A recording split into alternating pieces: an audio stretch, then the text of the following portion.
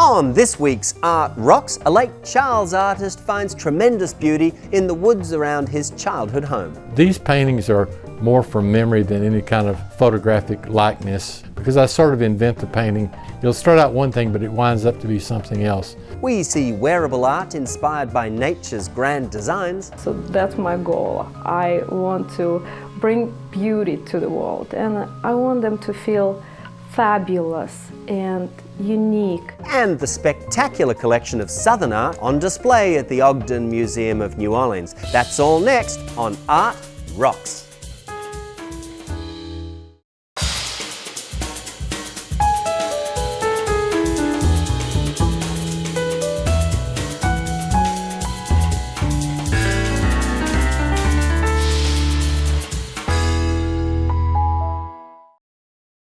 Art Rocks is made possible by the Foundation for Excellence in Louisiana Public Broadcasting and by viewers like you.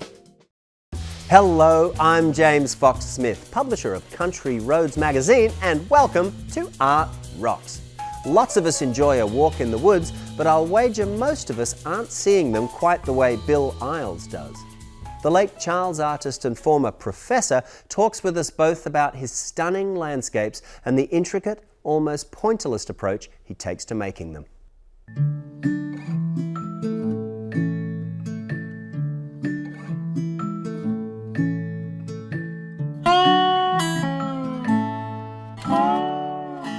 Follow your bliss, and that's good advice for all of us. And I find a sense of bliss in when I'm centered here in the studio, listening to my Pandora music in the background and painting, and everything seems to be flowing good. I feel really fortunate. In the past 20 years, I've just concentrated on landscapes primarily, and I find a great solace in nature. We often stereotype trees, and we think of trees when we were children drawing as just a brown shape, but the bark and the texture of a tree is tremendously a myriad of colors of lichen that grows just almost as a decoration around the trunk of the tree. I'm fascinated by that. Also, another way that I think my work departs from the usual landscape painter, most of my work involves being right in the middle of all of this chaos of trees and limbs, and it's not a faraway view. Most landscape painters paint a more scenic thing with a lot of blue sky. Nature is really chaotic once you go out in it. It surrounds you everywhere. I'm more primarily interested in the limb than the leaf, and the tree than the limb. I'm fascinated with the aspects of showing the tactile quality of the tree trunk and the roots of a tree, giving the tree a sense of structure into the ground. All of those things fascinate me. That's one reason I paint a lot of autumn scenes and winter scenes. It's the bones of nature as opposed to the fluffy summer foliage, which is so much green it's almost difficult to paint because it's just so many variations of green. You want to figure out some way to show that the tree has a rounded shape, and you can do that with the decorative lines that go around it, like lichen. You can do it with having light on one side and dark on the other side to give it a three-dimensional nature. And there's no particular formula for it. I use a lot of neutral colors though when I'm painting the tree barks. I don't use really bright colors. They're neutral. And I love the beech trees. This particular painting is of the creek at Dry Creek that the community is named after. It's a little small creek that we used to go fishing in. And so it has a lot of positive memories of me, of all my family down on the creek bank fishing and this sort of thing. So as I paint, I'm having all of those memory images in my mind, and the beech trees and the colorations of the beech trees, but they're basically neutral tones. And so the task in a large painting like this is, how do you make the neutral tones sustain themselves? And so I use some slight bluish tones in some of the thinner trees. I use more lichen in that big rounded tree that's to the left of the canvas. These paintings are more from memory than any kind of photographic likeness, because I sort of invent the painting once I start it. I don't ever start out with a precise image. It'll start out one thing, but it winds up to be something else as I paint and I change my mind and I make alterations. Well, it's like life. You just kind of play it by ear.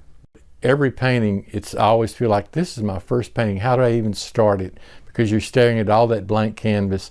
But I usually start out with defining where the tree trunks are going to be and where the various trees are going to recede and what's going to come toward me. And then I'm thinking in terms of verticals, and then to get some horizontal shapes in, I usually refer to like limbs and things on the ground and images like that. The water is like a reflective mirror that can pick up the sky, and I include it in a lot of my paintings because it's a way of getting some light tones in the bottom of the painting. Often when you're doing a landscape, the bottom becomes heavy because you keep going darker and darker, and it's like putting a mirror in a dark area, and you're going to see the reflection of the light. So in terms of seeing where the reflections are of the trees on the other bank, that's just sort of a feeling your own way, because it's never a mechanical thing. Reflections do not follow any kind of natural order. Each one of my paintings take about a month to do. It's not like a spontaneous painting. It's something that I struggle with. You know, you just got to keep working at it. The nice thing about oil paint and acrylic paint is it's opaque. So if you make a mistake, no problem. You just can paint another value on top of it. So there's a lot of buildup in my paintings from mistakes that I make in the painting, and that becomes part of the character of the painting. This thing of painting nature goes back to my high school days. I was going through this period of wanting to walk in the woods and try to paint everything. I used those cheap little temper paint containers and those little 49-cent brushes that the hair would just not do anything, but it was an attempt to put down what I was going through. My daddy was just a small farmer. It wasn't a big farm. It was a small, just putting vegetables on the table sort of farm, but he drove a school bus. We delivered newspapers, we delivered sale papers. He was a jack of all trades, but he would draw pictures with a crayon on cardboard boxes. And I just thought that was marvelous. When we'd go see some Saturday Western movie and he'd come back and he'd draw the cowboys and the horses, and it just made me want to try to do it something as good as he did. I was in college. The night before he died, he said, "Hand me that medicine pad." He says, "I can still draw a horse head better than Billy can." And he made that sketch. And I treasure that sketch because that was, you know, his last thoughts were involving art and my development.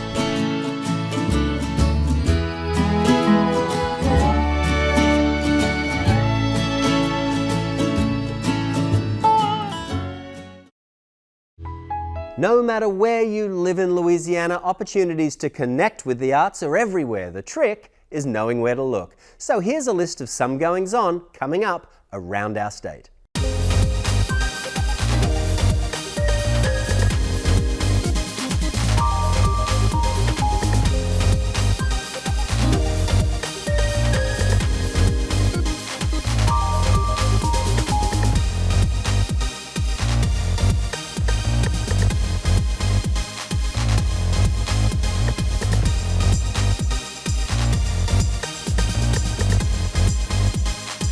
To learn more about these and other events in Louisiana, keep your eyes peeled for a copy of Country Roads magazine. And while we're at it, LPB's Art Rocks website features an archive of previous episodes, so to see any episode again, just log on to lpb.org. Artistry, form and function all collide in the creations of fiber artist Inna Schoeler, whose fashion journey began during her childhood in the Soviet Union. Here's her story. I'm a fiber artist and I create wearable art. I use freestyle knitting and I use different fiber techniques as stitching, hand sewing, crocheting. It's mostly freestyle, so you never know what you're gonna get in the end. That's the beauty of that. I actually grew up in the south of Ukraine, the place called Sevastopol, so it's in Crimea. When I was growing up, it was Soviet Union. The government pretty much want us to be the same. So we have those very awful uniforms. So it was brown, it was awful. I never want to be the same like everyone else. I want to always stand out of the crowd. So since I was a child, I started to sketch the ideas for my clothes, and I had a seamstress lady. She was sewing things for me. It was amazing.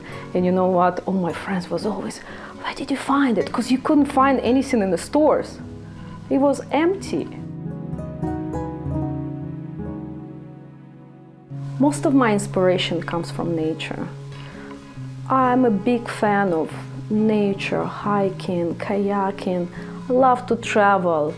I always have my sketchbook handy. It's always in my bag. But sometimes you go somewhere, you know, in the jungles, you don't have your sketchbook. So it's always nice to have your phone. So I would make some pictures, and later on after the trip, I like to go and see those pictures, start to draw and pick up the yarns, you know, just get all those balls of yarn that remind me of some beautiful flower. All my yarns are very luxurious. They mostly come from Italy, they come from France.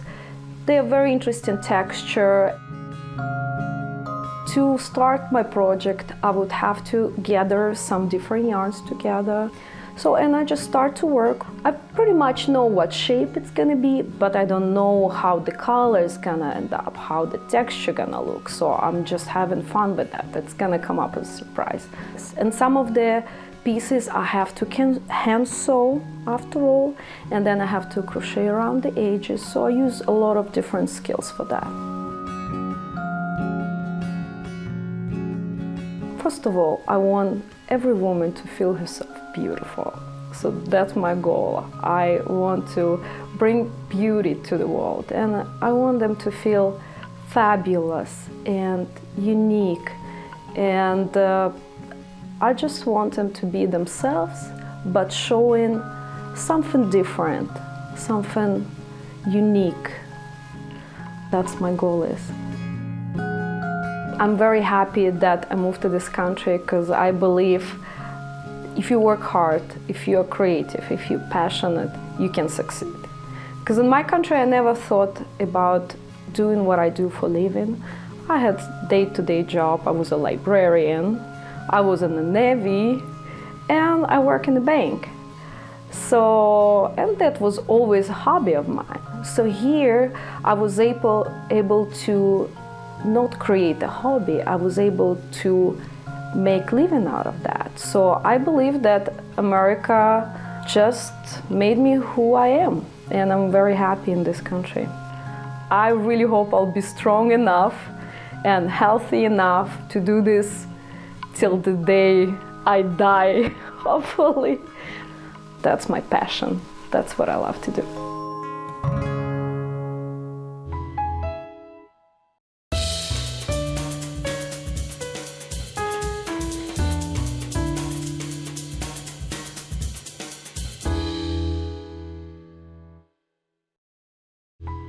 Heading now to the Motor City, Detroit, Michigan, where a fabric artist has some inspiration to share. Each Carol Harris quilt presents its viewers with an intricate synthesis of identity, life, personal journey, and shared experience. Let's have a look at the world within these stitches.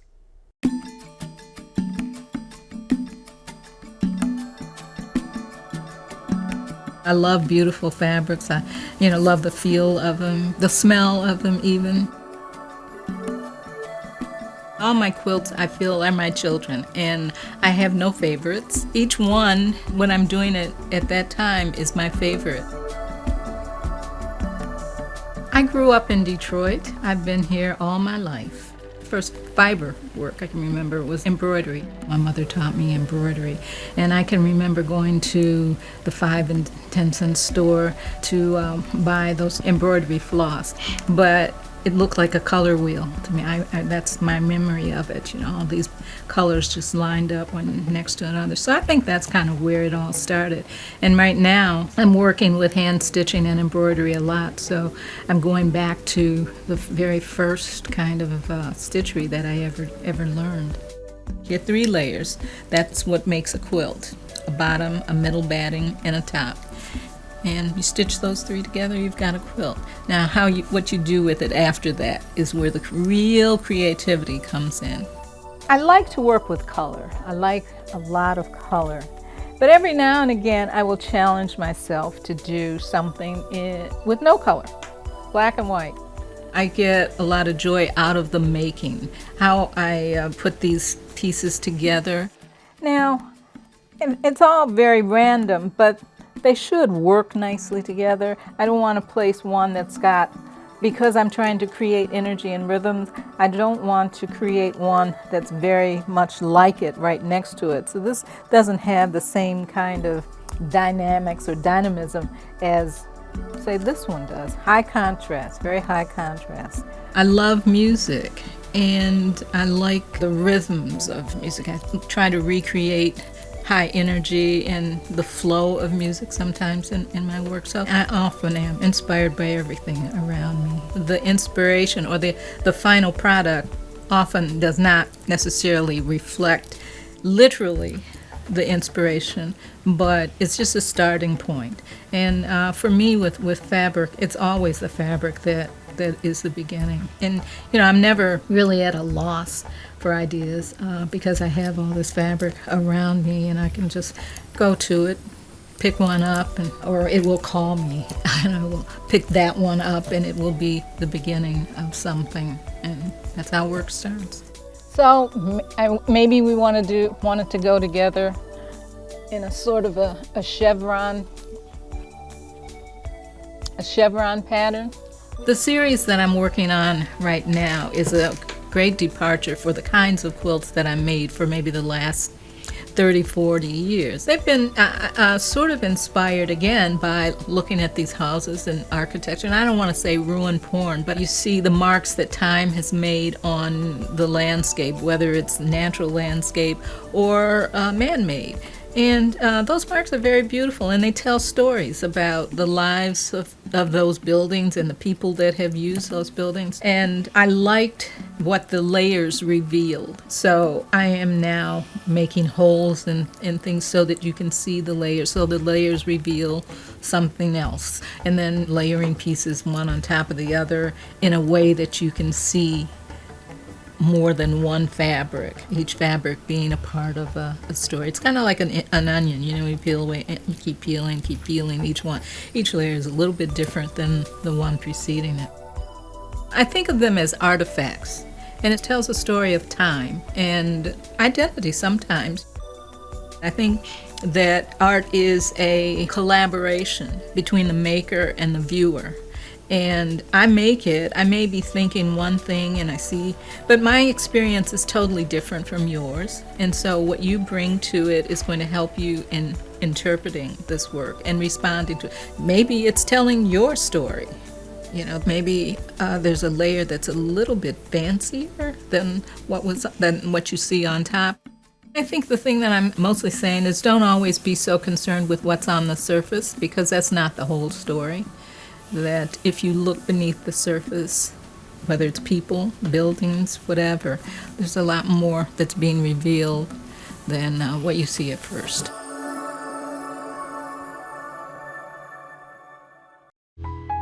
Back to the Bayou State now for our Louisiana Treasures segment. This week, the spotlight is on the Ogden Museum of Southern Art in New Orleans. Communications manager Miriam Taylor reflects on the museum's efforts to preserve the art, history and culture, not only of Louisiana, but of the entire South. The Ogden Museum of Southern Art holds the largest and most comprehensive public collection of Southern art in the entire world. We're located in the vibrant warehouse district of New Orleans, and it started in 2003 with the donation of over 600 works by a New Orleans businessman, Roger Ogden. Since that time, our collection has grown to be over 5,000 works.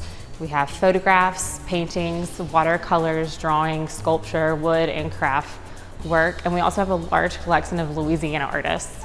We have Clementine Hunter, George Rodrigue, Benny Andrews, and Ida Kohlmeyer, just to name a few.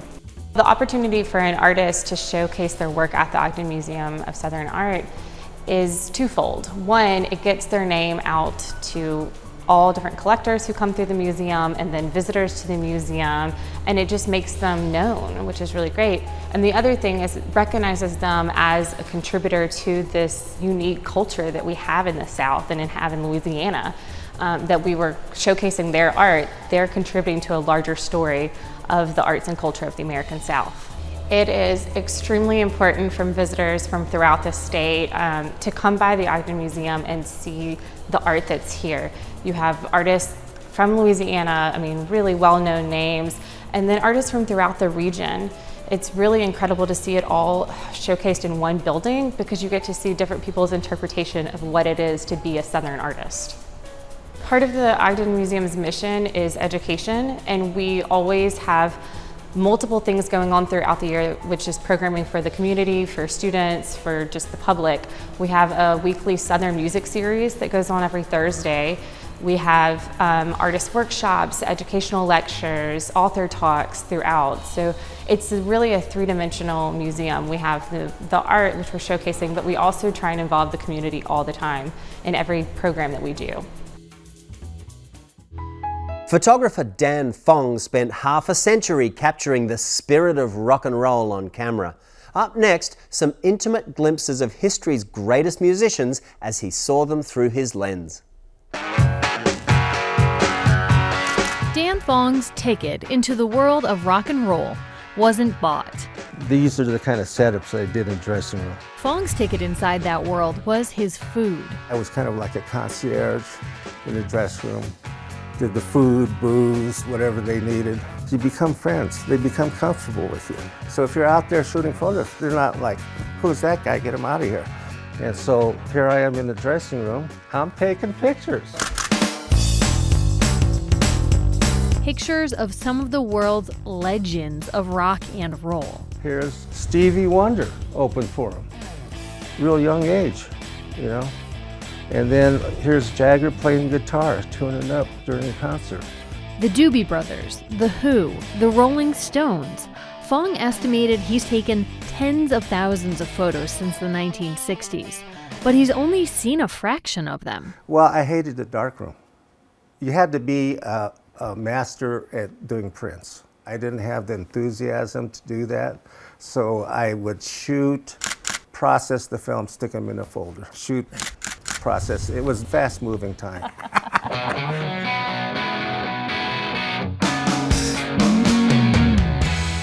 These photographs are rare, you know, because they really did. Even then, they wouldn't let people in the dressing room stuff. But what I've done is I haven't cropped anything out. I think that everything in the shot is historically valid, you know, down to the guitar in the corner, to like the type of booze they were drinking. Yeah. You know, and the way the dressing room set up. When I shot The Who, I wasn't even aware of some of the photographs I had because I didn't have enough negative sleeves. So I stacked a whole bunch of negatives and I stuffed them in one or two negative sleeves. Not long ago, Fong sorted through the sleeves and was surprised to find hundreds of frames. And it just blew my mind. I spent the next 2 weeks scanning the stuff. Eventually, he printed them. Now, the never-before-seen photos are part of the exhibit The Who 50th Anniversary at the Robert Anderson Gallery. Well, I think people don't realize how hard it was to take photographs back then. They weren't autofocus cameras. They weren't automatic exposure cameras. It was very hard. You know, I shot transparency, and if you're off a third of a stop, your shot is blown. This is taking it to the streets. You know, platinum and gold. Fong also worked as media coordinator for the Doobie Brothers. He designed several album covers, including Taking It to the Streets. That cover turned out differently than he proposed. Do not use, you know, this is the original color. It was supposed to be black. And I showed him the proofs before they left on the plane. They got back from Japan. He looked at it in black and got real pissed off and wanted me fired and changed the album cover to white. But they didn't fire me. I never thought that I was that great of a photographer when I was doing it. And it's really funny looking at the stuff now because I look at it and go, geez, man, I didn't do bad. Fong's not the only one pleasantly surprised by his work. My God, you have the only pictures of us opening for Cat Stevens. In addition to photographing internationally known rockers, Fong also fixed his lens on Colorado legends of rock. Among them, R&B singer-songwriter Chris Daniels, Harry Tuft, considered the Rocky Mountain region's godfather of folk music, and funk singer Freddie Gowdy. So something that I read that former Doobie Brothers drummer John Hartman said is that you capture, quote, the depth of the subject's personality. Do you think that's true? I do a lot to ease the subjects, whatever tensions they have. Though there are times Fong likes to agitate instead of ease. Today, I went out and bought some sour candy. I'm going to say, take this, eat this candy. 1, 2, 3. Suck on them good now.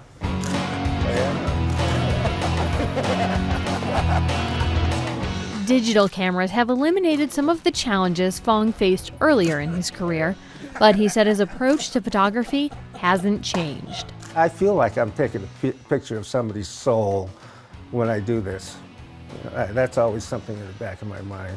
Fong keeps something else in mind, the food that first endeared him to rock stars 50 years ago.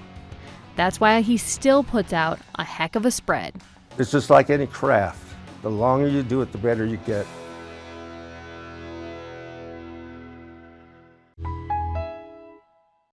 And that is that for this edition of Art Rocks. But don't despair, you can always watch episodes of the show at lpb.org/artrocks. And if you want more, Country Roads magazine is a great resource for making the most of Louisiana's vibrant arts and culture, close to home and all around the state. So until next week, I'm James Fox Smith, and thanks for watching.